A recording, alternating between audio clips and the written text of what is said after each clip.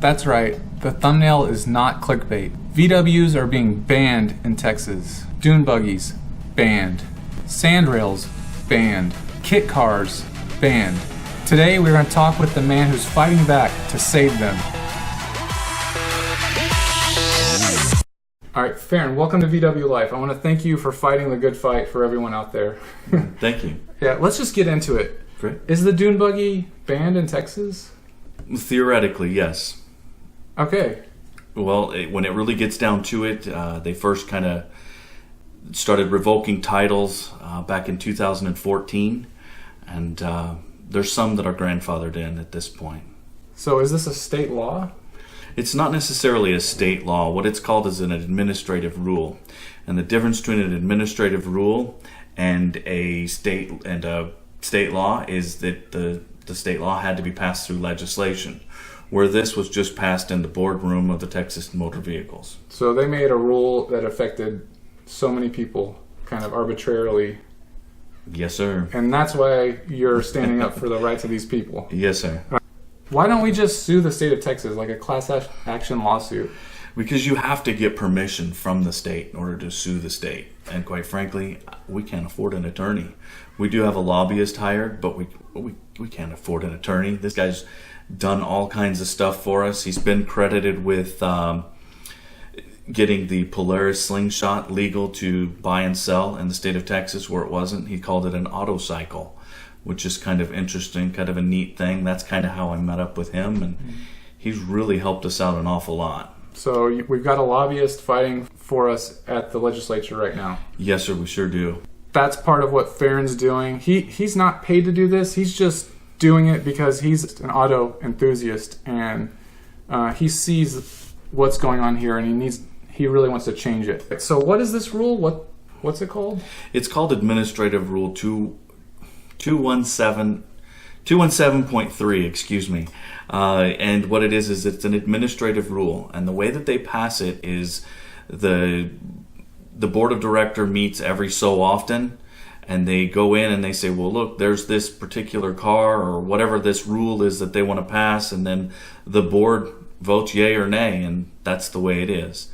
The problem with it is it's a bureaucrat passing it, where it's not an actual law that's passed through legislation, where the lawmakers and the people who are actually in charge they're not the one that actually passes the rule. It's going to be something pretty quick and easy, but it does hold the same weight as, say, a law, but not quite, because it's not passed through legislation. Okay, and this came around 2014, this rule? Approximately 2014, yes. April of 2014 is when it started going into effect. And they just started, at some point, enforcing it. Kind of, yes. And what I mean by kind of is I lived here for a long time, and then I moved away to New Mexico because I've got family and friends there and stuff, and we were going to do some stuff, and I decided, you know what, New Mexico is definitely not for me. Even though I grew up, I wanted to come back to the great state of Texas, and so I did, and I brought my dune buggy back with me, and I'm building on it a little bit, and then finally I'm like, man, I better get this thing titled and registered in Texas legally. And when I did, I was like, man, I'm not able to do this. And then I started up a Facebook group that's geared towards dune buggy enthusiasts, and the next thing I know, people are sending in stuff saying, hey, I wasn't able to get my title was revoked, and I'm kind of hate to be told no.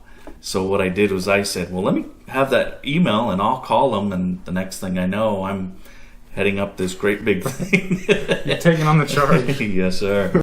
How does the DMV define a dune buggy?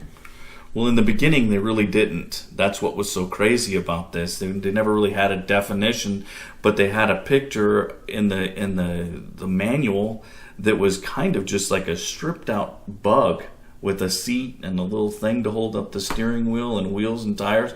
And that's what they were saying, okay, you can't build a dune buggy anymore. There was no definition of a sandrail, a dune buggy, anything. It was just kind of, hey, this is this. And I kind of got mixed up with kit cars because a guy said, hey, I got my title revoked as well. So other vehicles are affected by this, assembled vehicles, not just dune buggies. So some kit cars and... Right, you've got the dune buggies, which is like what I have. I've got a Manx clone, and there's also the Manx that are out there, and the Sandrails that are out there.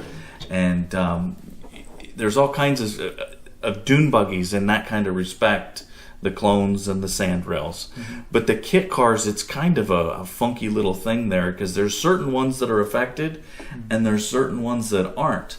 And when I say certain ones that aren't affected, those are going to be the ones like that look like the MG or replicas, or like the Cobra kit car. Sure. So they'll like a Cobra kit car they'll allow, but like a Valkyrie, which is just another kit car that looks different, they won't allow. Right, because it doesn't look like something else that was manufactured. Okay. That gets me into something I found interesting on your website. Was you show a chassis, a body, a motor, and then a completed car. One's a Model T, but fundamentally they're the same, and the other one's a dune buggy, and that makes no sense. I would agree with you 110%. But the way that the DMV looked at it, and when I asked them, well, what's the difference between a dune buggy or a sandrail or this specific kit car? What's the difference between it and a street rod or a hot rod? And they said, well, they're in a different classification, so it really doesn't make a difference. And when we were talking about it, I said, well, you're talking about a T-bucket here. And we're looking at this T-bucket, and it's running on a chassis that was meant for a motor that has 100 horsepower, and here it has like 700-800 horsepower, and you're considering that okay? But this dune buggy that wasn't built by a manufacturer ever, and we're supposed to say that it's completely ridiculous, to be honest with you. Yeah, so you have a Volkswagen that maybe has 40 to 60 horsepower. Typically, a dune buggy doesn't need much more or have much more than that. And a Model T or whatever, they've got a big 350 V8 or who knows what in it. Oh yeah, absolutely. So I don't know why they would make this rule. It blows my mind, and that's why we wanted to talk with you guys today. We've got an action to take for you watching out there. What can the person watching right now do?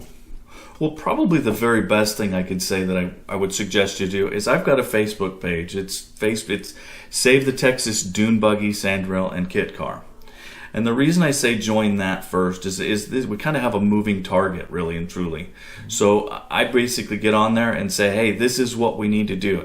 Right now, while I'm talking to you, we need to be reaching out to Chairman Nichols. It's Senator and Chairman Nichols is one and the same person, but he's chairman of the Senate Transportation Committee. And we need to be reaching out to him in order to say, hey, you need to get this in the next hearing.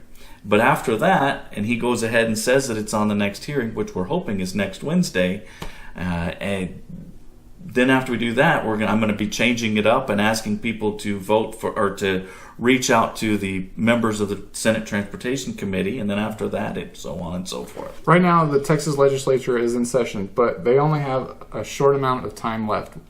And so this is kind of important. Absolutely. The session ends in approximately right at the end of May. If memory serves me correctly, it's the 27th. And if we don't get it passed this time, they don't meet again for another 2 years. All right, so you guys, we're asking you help. Let's join the Facebook group. You take donations. We're paying a lobbyist. We are paying a lobbyist. We got to raise a monthly fee of approximately $2,500. Well, I'm not going to say approximately. I just sent the check today. It's $2,500. All right, so we're going to get this passed, and when we do, we're going to come back when it passes and talk with Farron and see his dune buggy, and we're going to rejoice. Isn't that right? Yes, sir. That'll be awesome. All right. Thanks for watching. Let's do this. Thanks for having me.